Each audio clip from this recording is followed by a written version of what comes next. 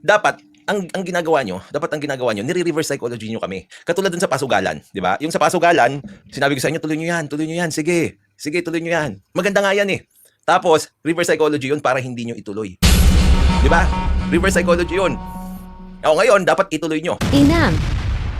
Shout out kay Ecclesiastico. Mas malutong kapag siya ang nagsabi ng inam. Tapos, ang hiling ko lang talaga, wag na pera. Eventually siguro kapag yung mga kakasuhan ni Raffy Tulfo na small vloggers, magkakaroon tayo ng fundraising sa kanila. Nakakatawa si Libayan. Lagi niyang sasabihin, wag na pera, pero palaging may pakabig na. Although, eventually, mangangalap din sila ng pera para lumakas ang community nila, para magkaroon ng lakas ng loob ang mga vloggers na tumira ng tumira para pag nakasuhan, may pondo na. Yun siguro pwede. Okay, pupunta tayo tungkol sa pera. Di ba? Tungkol sa pera, syempre sasabihin nyo na naman pera lang ang habol nyo. Nung lumalakas yung channel ko, ang daming nagdo-donate sa akin ng pera. Super chat, kung ano-ano pa. Alam nyo, ito ang aaminin ko sa inyo na inamin sa akin ng maraming YouTubers. Ang mas malaki na kinikita ng mga live streamers ay through donations sa super chat. Mas malaki yun. That is the best way to earn money if you are live streaming. Hindi sa ads. Bakit? Kapag nagla-live stream ka, dire-diretso yan. Ang maganda sa live streaming, yung binibigay na pera sa'yo kapag ikaw ay live. Yan, super chat na yan. What did I say to them? Huwag niyong ibigay sa akin yung pera niyo. Maraming taong mas nangangailangan o kaya mas kailangan niyo yan sa tingin ko, keep it for yourself. Alam niyo, hindi pa buong live stream yung sinabi ko ha. Hindi pa buong live stream yung sinabi ko. Intro lang. Well, Intro pa lang ng content ni Baby Boy na ginamitan niya ng reversed psychology ang viewers niya ay effective na raw.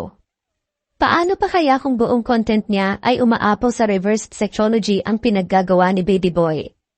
Di ba mas effective para sa mga viewers niya? wag natin pag-usapan yan. Wag niyong ituloy yan, wala yan. Dinidistract ba? Siyempre, pag ang ginagawa mo sa tao, parang pinipigilan mo siya na ma-discover yung mga bagay-bagay na dapat niyang ma-discover. Di ba lalong, Di ba lalong magiging interesado yung tao? At maraming salamat din doon sa mga tao na gustong magpahatid ng tulong. Todo napasalamat ni Libayan sa mga offer na tulong. Kung napakinggan nyo na itong content niya na ito, ang sinasabi niya, hindi niya kailangan ng monetary help. Pero mag-observe kayo at may kasabihan tayo, tulak ng bibig, kabig ng dibdib. Ngayon, mga kabatas natin, gusto ko lang sabihin sa inyo na ako po, I will not be asking any monetary help from you. Yung ganyan, sapat na. May mga taong kaya nilang palabasin na they don't need help, but actually a reverse psychology in most cases is very effective. Sabi dito sa nabasa ko, reverse psychology works based on a psychological phenomenon known as reactance. Reactance involves having a strong negative reaction to someone attempting to persuade you. At ang resulta nito, you do the opposite of the thing they are trying to persuade you to do. Ipapakita ko sa inyo some signs that someone might be using reverse psychology. Tulad ng someone keeps harping on the same idea to the point that you find yourself wanting to do the opposite. Wag natin pag-usapan yan. Wag niyong ituloy yan, wala yan. Dinidistract ba? Siyempre, pag ang ginagawa mo sa tao, parang pinipigilan mo siya na ma-discover yung mga bagay-bagay na dapat niyang ma-discover. Di ba lalong, Di ba lalong magiging interesado yung tao? Reverse psychology yun para hindi niyo ituloy. Di ba? Reverse psychology yun. O ngayon, dapat ituloy niyo. I will play this video again and observe Libayan and his words. Tingnan ninyo kung gumagamit ba siya ng reverse psychology.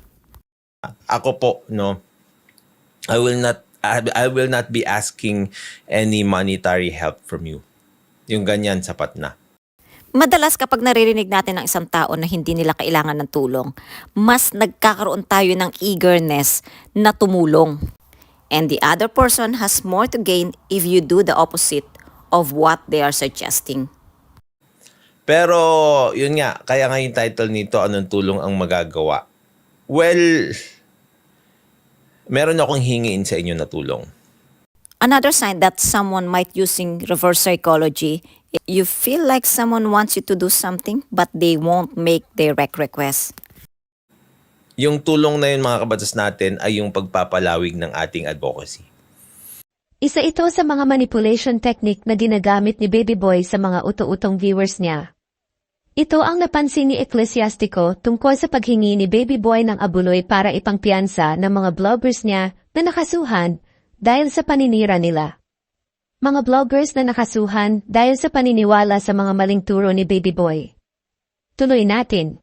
No? Kung may pondo na kailangan, Panay banggit ng pondo, pansinin ninyo ang buong content na ito. Parang nagpapahaging pero pinapalabas niya sa sarili niya na hindi ko kailangan ng pera ninyo. Pero paulit-ulit siya. Pero hirap na hirap siyang banggitin yung nakailangan niya ng pera. yung pondo, yung participation nyo lang. As of this moment, mga kabatas natin, I can manage. I'll do it for you guys and especially for me and my family. Wag natin pag-usapan yan. Wag nyo ituloy yan, wala yan. Dinidistract ba? Siyempre, pag ang ginagawa mo sa tao, parang pinipigilan mo siya na ma-discover yung mga bagay-bagay na dapat niyang ma-discover. Di ba lalong, Di ba lalong magiging interesado yung tao? Reverse psychology yun para hindi nyo ituloy. Di ba? Reverse psychology yun. Ngayon, dapat ituloy nyo. Ganyan yung mga style ng mga taong parang hindi nila directly sasabihin na kailangan ko ng pera, pero i-involve ka nila para mag-donate ka. Point. Pero mga kabatas natin, we cannot ask you money. We cannot ask you money. Sigurado ka ba dyan sa sinasabi mo?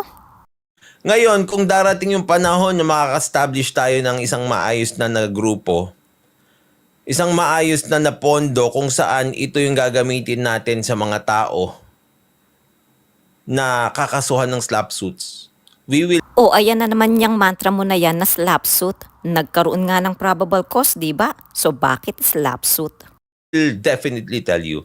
Antayin nyo lang ho kami dito sa community, si Ricul, antayin nyo si Nakayu, si I am Sean Wayne.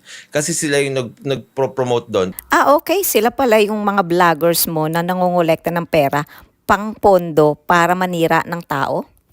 So mga kabatas natin, I cannot talk about it too much. I feel uncomfortable. Kasi parang feeling ko talaga nagpapaawa ako sa inyo. I don't want to be like that. I-discuss mo na lang kasi, hindi yung ang dami mong cheche-boreche. Wag natin pag-usapan yan. Wag nyo ituloy yan, wala yan. Dinidistract ba?